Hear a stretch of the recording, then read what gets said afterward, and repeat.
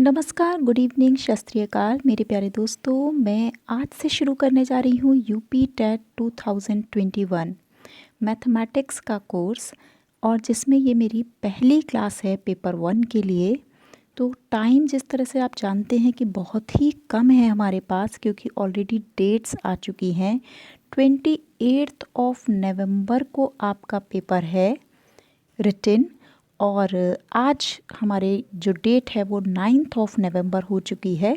तो मैंने कुछ इस तरह से प्लान किया है कि 22 नवंबर तक मैं आपका पूरा पेपर 1 का कोर्स करा दूंगी। और आप अगर एक वीडियो को बहुत ध्यान से देखते हैं तो आप सारा का सारा मैथमेटिक्स, क्योंकि बहुत ही बेसिक मैथ्स है ये, तो आप उसे बहुत अच्छे से कवर कर सकते हैं। और आपके 30 क्वेश्चंस आते हैं मैथमेटिक्स पार्ट से, जो कि बहुत ही बेसिक और बहुत ही इजी हैं आप लोगों के लिए।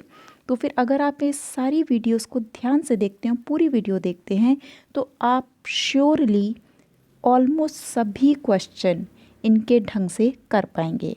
तो फिर हम लोग पहली क्लास से स्टार्टिंग कर रहे हैं। इसके साथ साथ आपकी जो भी क्वेरीज़ हो वो आप डेफिनेटली कमेंट बॉक्स में ज़रूर लिखिएगा। आपके सभी डाउट्स मैं क्लियर करूँगी, और साथ के साथ पूरी वीडियो देखिएगा, साथ में नोट्स बनाते चलिएगा, तो आपको बहुत इजी होगा सीखना। ठीक है, तो आप अगर पूरी ध्यान से सुनते हैं तो आप शायद ही कोई ऐसा क्वेश्चन होगा जो आप शायद ना कर पाएँ, क्योंकि जिस तरह से मैंने क्वेश्चंस पेपर देखे हैं प्रीवियस ईयर के, तो मुझे लगता है कि बहुत इजी पैटर्न ऑफ क्वेश्चंस है। तो उन सबको ध्यान में रखते हुए ही मैं आपको सारा का सारा सिलेबस कराऊंगी। ठीक है, तो हम लोग स्टार्ट करते हैं। तो ये पहली क्लास है, तो पहला जो हमारा टॉपिक है वो है हमारा नंबर सिस्टम। नंबर सिस्टम जिसे हम लोग हिंदी में संख्या पद्धति भी कहते हैं। तो इस नंबर सिस्टम की जब हम बात करते हैं तो सबसे पहले हम लोग बात कर रहे हैं डिजिट और नंबर, यानी इनमें डिफरेंस क्या होता है। ठीक है, तो जहाँ तक बात डिजिट की आती है तो आप बहुत ध्यान से सुनिएगा। जैसे कि 1 है, 2 है, 3 है, 4 है, 5 है, 6, 7, 8, 9, 0, ये सभी क्या हैं? ये डिजिट है, यानी कि इनको आपने देखा होगा सब अलग अलग हैं। तो ये क्या है? एक डिजिट है। जब हम इनको यानी कहते हैं ना, कुछ डिजिट्स का कलेक्शन कर लेते हैं और इन्हें किसी पद्धति, जैसे 2 पद्धति हमारे पास होती हैं। एक होता है हमारा इंडियन सिस्टम यानी कि भारतीय पद्धति, और दूसरा हमारा होता है इंटरनेशनल सिस्टम।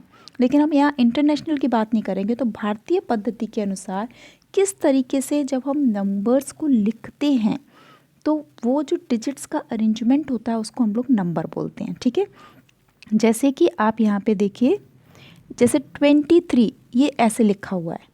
अगर मैं बीच में कॉमा डाल दूँ तो ये 2 और 3 क्या हो जाएंगे? डिजिट्स हो जाएंगे। लेकिन हमने ये हटाकर हमने कैसे लिखा है? 2 3। तो ये क्या है? हमारे लिए एक नंबर है। इसी तरह से ये 1 2 6 ये क्या है? एक नंबर है। अगर मैं ऐसे लिखूं तो 1 डिजिट, 2 डिजिट, 6 क्या है? डिजिट है। तो ये नंबर और डिजिट, नंबर यानी कि डिजिट जो है वो एक छोटी सी इकाई है जो डिजिट्स जो है आपस में कलेक्ट होकर मिलजुल कर क्या बनाती हैं? एक नंबर बनाती हैं। और वो जो मिलना होता है उस पद्धति को हम लोग भारतीय पद्धति या इंटरनेशनल पद्धति के अनुसार बनाते हैं। तो यहाँ मैं भारतीय पद्धति आपसे डिस्कस करूँगी जो आपके सिलेबस का पार्ट है। ठीक है, तो सबसे पहले हमें ये पता होना चाहिए कि डिजिट्स क्या है और एक नंबर किसे कहते हैं। तो आपको ये याद रखना है। ठीक है, बहुत ही बेसिक है ये मैथमेटिक्स का पार्ट। अब हम बात करते हैं हमारी भारतीय पद्धति की, इंडियन सिस्टम और नंबर सिस्टम क्या है।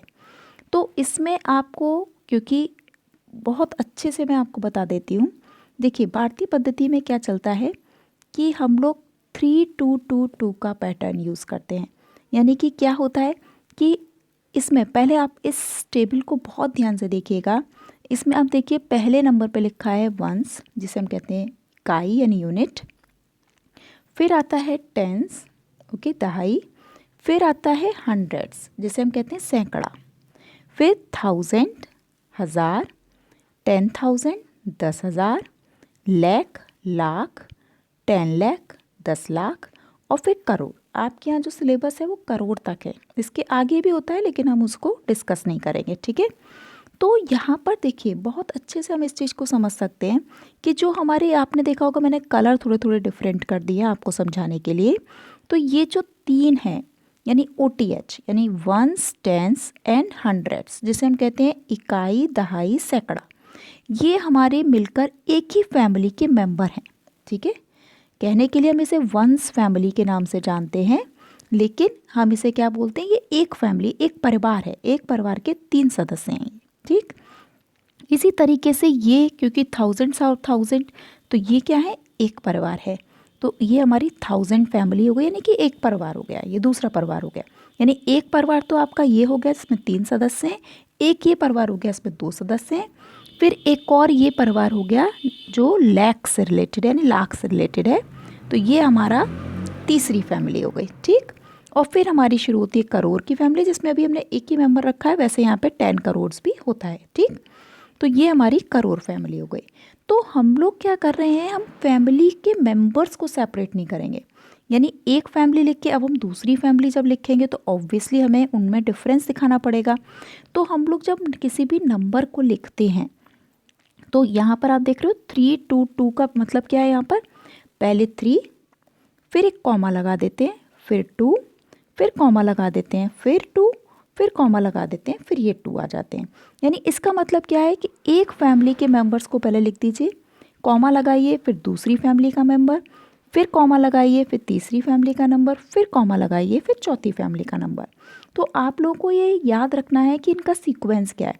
तो पहले इकाई, दहाई, सैकड़ा, हज़ार, 10,000, लाख, 10 लाख, करोड़। इसे बहुत इजी है याद रखना, तो ये आप बहुत ध्यान से देख लीजिए पहले। ठीक, अब अगर ये नंबर में अगर हम बात करें इसकी, देखिए जैसे कि आप देख रहे हो यहाँ पर एक नंबर लिखा हुआ है 304, यानी 4 5 6 7, ये नंबर लिखा हुआ है। अब ये नंबर नहीं है अभी, ठीक है, क्योंकि किसी पद्धति में नहीं है तो हम इसे कुछ नहीं कह सकते। अगर मैं इसे इंडियन यानी भारतीय पद्धति में लिखना चाहूँ तो भारतीय पद्धति क्या कहती है, 3 2 2 2 का पैटर्न फॉलो करती है, यानी कि पहले ही फैमिली में कितने मेंबर हैं, 3, तो हम हमेशा बैकवर्ड यानी लेफ्ट हैंड साइड से कैलकुलेट करते हैं, 1 2 3, तो ये 3 एक फैमिली के मेंबर हो गए, फिर कॉमा लगा दिया, फिर 2 मेंबर 04 हो गए, फिर कॉमा लगा दिया, अब आगे कुछ है ही नहीं तो छोड़ दिया। यानी कि ये आपने इस तरह से कॉमा लगा के इसे भारतीय पद्धति में अब ले आए हैं। अब हम इसे पढ़ेंगे कैसे, देखिए ये हमारी कौन सी फैमिली थी, मैंने आपको बताया था ये एक फैमिली के मेंबर्स हैं, जिसमें ये कौन सा है, ये सैकड़ा है, ये दहाई है, ये इकाई है। अगर मैं वैसे भी पूछूं तो आप इस नंबर को पढ़ सकते हैं, तो ये कितना हो गया 567, तो ये आपको पता ही है 567। ठीक है, अब अगर ये देखिए, अब इसको फिर से हम लोग देखते हैं 3 0 4 5 6 7, तो हमने इस तरीके से कॉमा लगाया था, तो ये हमारे किसके हो गए, वंस फैमिली के। ये हमारी कौन सी फैमिली थी, 1000 की, और ये हमारी कौन सी थी, लाख। तो हम इसे कैसे पढ़ेंगे, 3,04,567, या हम क्या कह सकते हैं हिंदी में, 3,04,567। ठीक है, तो इसको आपने देखा होगा यहाँ लिखा हुआ है 3,04,567। देखिए बहुत इजी होता है लिखना। फॉर एग्जाम्पल जैसे सपोज करो आपके पास होता 2,0,0,3,4,5,2। अब देखो पहले 3 लिए कॉमा लगा दिया, फिर 2 लिए कॉमा लगा दिया। अब मैंने आपको बताया ये क्या है, वंस एक फैमिली, ये कौन सी है 1000, और ये कौन सी है लाख। तो आप कैसे पढ़ोगे, ये कितना नंबर हुआ 20, तो 20 लाख या 20 लाख, ये कितना नंबर है 3,000 3,000, और ये कितना हो गया 452 इन इंग्लिश एंड 452 इन हिंदी। तो बस इतना सा काम है, तो ये आप बहुत इजीली कर सकते हैं, समझ गए। अब आप देखो नेक्स्ट जो हमारा इसमें है वो है place value and face value. तो ये क्या होती हैं, किसी भी नंबर में, जैसे फॉर एग्जाम्पल आप देखो यहाँ पे एक नंबर लिखा हुआ है 234056 और इस तरह से कॉमा भी पुट है। तो हमने 2 को हाईलाइट किया है, रेड कलर किया है कि इसकी फेस वैल्यू और प्लेस वैल्यू क्या होगी। तो ये बहुत इजी होता है। देखिए फेस वैल्यू का मतलब होता है मिरर इमेज, यानी किसी भी नंबर की, किसी भी डिजिट की फेस वैल्यू जो होती है वो वही होती है जो डिजिट है। जैसे अगर 2 लिखा है तो 2 ही होगी, 3 है तो 3 ही होगी, यानी फेस वैल्यू जैसा दिख रहा है बस वही लिख दो। तो इसकी फेस वैल्यू क्या होगी, क्योंकि ये नंबर क्या है 2, तो इसकी फेस वैल्यू क्या हो जाएगी 2। अब बात करते हैं हम लोग प्लेस वैल्यू की। प्लेस वैल्यू का मतलब क्या होता है, क्योंकि ये इसमें कॉमास लगे हुए हैं और ये पद्धति को फॉलो कर रहा है तो एक नंबर है, ठीक। तो इस नंबर में इस डिजिट की पोजीशन क्या है, यानी डिजिट कौन सी 2, तो इसकी पोजीशन क्या है। तो आप इसको कैसे देखते हो, देखो ये आपकी क्या हो गई इकाई, फिर 5 क्या हो गया दहाई, 0 क्या हो गया सैकड़ा, ठीक। फिर आपका आया 4000 यानी कि 1000, ये हो गया 3 10,000, और अब बताइए 2 के आगे क्या लिखेंगे लाख।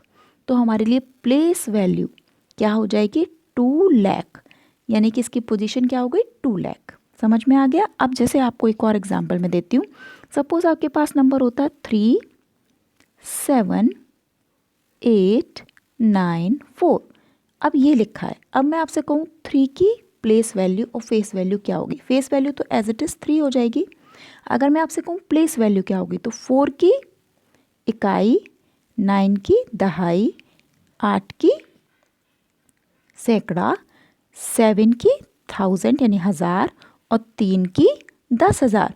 तो 3 की 10,000, तो आप इसे कैसे लिखोगे 3 इंटू 10,000।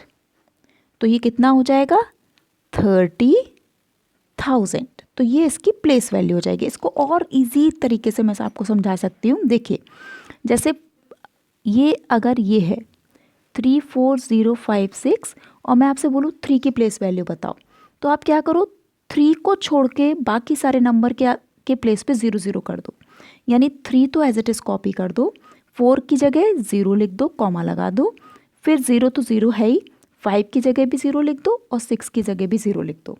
तो ये इसकी प्लेस वैल्यू बन गई, यानी कितनी हो गई 30,000। तो आपको इसमें ज़्यादा कुछ करना भी नहीं है, शॉर्टकट होता है। जैसे कि अगर आपको 2 की लिखनी है, ठीक है, तो आप क्या करोगे 2 तो छोड़ दो, बाकी 3 के प्लेस पे 0, 4 के प्लेस पे 0, फिर कॉमा लगा दिया, फिर 0, 5 के प्लेस पे भी 0, 6 के प्लेस पे भी 0। तो ये कितनी हो गई 2 लाख। बस आप इतना भी करोगे आपको आंसर करेक्ट मिल जाएगा। समझ में आ गया। तो face value as it is number वही डिजिट आ जाती है, और जब हम प्लेस वैल्यू लिखते हैं तो केवल वो डिजिट तो एज इट इज़ कॉपी कर दो और बाकी जितने भी डिजिट्स बचे उनके प्लेस पे क्या लिख दोगे 0। एक चीज़ ध्यान रखिएगा, अगर 0 भी है तो उसको छोड़ना नहीं है, उसके प्लेस पे भी क्या आएगा 0 आएगा। क्लियर है। अब देखो आप नेक्स्ट है कंपैरिजन ऑफ नंबर्स। ये भी बहुत पूछा जाता है तो आपको पता होना चाहिए, बेसिक है, आ जाए तो बहुत इजी होता है। इसके 2 ही केसेस हैं आपके पास। एक तो होता है when number of digit is same, यानी कि अगर डिजिट सेम है। इसका मतलब क्या है, जैसे फॉर एग्जांपल आप यहाँ पे देखो, यहाँ है 1 2 3 4, मैंने एक नंबर ये लिया है, एक दूसरा लिया है 1304। यहाँ पर कितने डिजिट्स हैं देखो 1 2 3 4। अगर मैं नंबर ऑफ डिजिट्स काउंट करूँ 1 2 3 4, 4 डिजिट हो गई। इसी तरह से जो दूसरा नंबर लिया है 1304, तो इसमें देखो 1 2 3 4, दोनों में 4 4 डिजिट है, यानी कि नंबर ऑफ डिजिट्स कितनी हो गई सेम हो गई। तो अगर नंबर ऑफ डिजिट सेम है तो हम कैसे कंपेयर करते हैं, हम इस साइड से यानी कि राइट हैंड साइड से डिजिट्स कंपेयर करना शुरू करते हैं। देखो पहली डिजिट 1 है, यहाँ पर भी पहली डिजिट 1 है, इसे कैंसिल कर दो, ठीक। अब आ जाओ दूसरे नंबर पे, यहाँ क्या है 2 और यहाँ क्या है 3। तो कौन सा नंबर बड़ा है, 2 बड़ा है या 3 बड़ा है, 3 बड़ा है। तो जो बड़ा होगा बस वही आपका आंसर हो गया, यानी बड़ा छांट रहे हैं तो ये आपका आंसर हो गया, ज़्यादा कुछ नहीं करना। क्लियर है। अब देखो फिर से देखो, जैसे यहाँ देखो, यहाँ पे दोनों ही नंबर में क्या है 5 5 डिजिट है। अब देखो पहली डिजिट क्या थी 3, 3 कैंसिल हो गया। इसमें सेकंड डिजिट क्या है 2, इसमें भी 2 कैंसिल कर दो। यहाँ पे थर्ड डिजिट क्या है 0, यहाँ पर भी क्या थी 0, कैंसिल कर दिया। अब यहाँ पर क्या है ये 8, यहाँ क्या है 0, कौन सा बड़ा है 8 या 0, 8 बड़ा होगा। तो जो बड़ा होगा वही नंबर आपके लिए बड़ा हो जाएगा। तो हम डिजिट टू डिजिट कंपेयर करके बहुत इजीली बता सकते हैं। तो कंपैरिजन का पहला पार्ट यही है कि जब नंबर ऑफ डिजिट क्या होते हैं, सेम होते हैं। अब इसका दूसरा पार्ट क्या है, when number of digit is different, यानी कि जब नंबर ऑफ डिजिट अलग हों, ये और इजी हो जाता है। जैसे आप यहाँ पे ये वाला एग्जाम्पल देखो, पहला नंबर जो आप देख रहे हो इसमें 4 डिजिट है, 1 2 0 3, और दूसरा जो देख रहे हो उसमें कितनी डिजिट है, 3 6 3 7। तो जिसमें ज़्यादा डिजिट होंगी वही नंबर बड़ा होगा। ठीक, अब इसमें देखो, इसमें कितनी डिजिट है, 4, इसमें कितनी डिजिट्स हैं, 5। तो जो जिसमें डिजिट ज़्यादा होंगी वही नंबर क्या हो जाएगा, बड़ा। तो यानी कि अगर डिजिट डिफरेंट है, ठीक, तो जिसमें ज़्यादा डिजिट है वही नंबर बड़ा होगा। और अगर डिजिट सेम है तो हम डिजिट टू डिजिट कंपेयर करके, वो भी किस हैंड से, इस हैंड से, राइट हैंड साइड से, सॉरी लेफ्ट हैंड साइड से हम कंपेयर करना शुरू करेंगे। यानी कि पहला कंपेयर करा, अगर दोनों सेम है कट कर दीजिए।